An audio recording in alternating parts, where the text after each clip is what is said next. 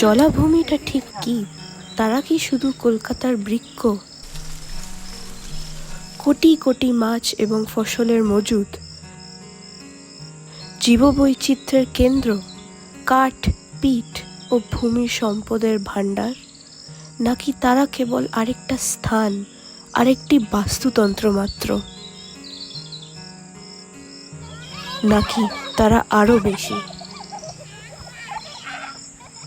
আমাদের বাসন্তী হাইওয়ে রোডের মধ্যে এবং কলকাতা থেকে এই 30 কিলোমিটার দূরে একটি ছোট্ট গ্রাম, তার নাম হচ্ছে কাঁটাতলা।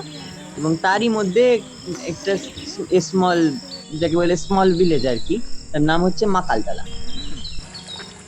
এখানকার মাকালতলার লোকেরা হচ্ছে আদিবাসী সম্প্রদায়ের মানুষ। তো একটা সময় ছিল যখন এরা সবজি চাষ থেকে, ধান চাষ থেকে, মাছ চাষ থেকে তার উপর খুব নির্ভরশীল ছিল।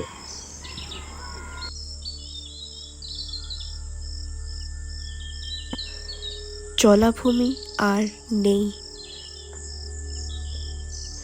আমরা আমাদের বাচ্চাদের জন্য, আমাদের পরিবারের জন্য কি রেখে যাচ্ছি? আমরা আর ফসল ফেলাতে পারবো না এখানে। মাকালতলায় আর কিচ্ছু অবশিষ্ট নেই। কোনো বিকল্প নেই, কোনো কাজ নেই। তারা চাষ করতে পারে না আর আমরা বাঁচতে পারি না। তাদের পরিবারকে সাহায্য করার জন্য কারখানায় কাজ করা ছাড়া আর কোনো উপায় নেই। মাটিতে আর কিছুই অবশিষ্ট নেই, জলে আর কিছুই নেই। জল শুকিয়ে যাচ্ছে।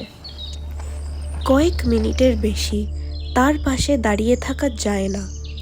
কারখানায় তখন যে রং ব্যবহার করা হয়, জলটা ঠিক সেই রঙই ধারণ করে, নীল, গোলাপি, বাদামি, লাল।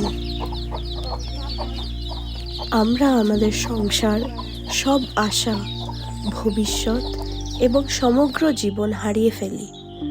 আমরা যে পথই বেছে নিই না কেন, তার পরিণতির দায় আমাদেরই। জল শুকোলে জলাভূমিও মরে যায়। জল শুকোলে মাকালতলাও শুকিয়ে যায়।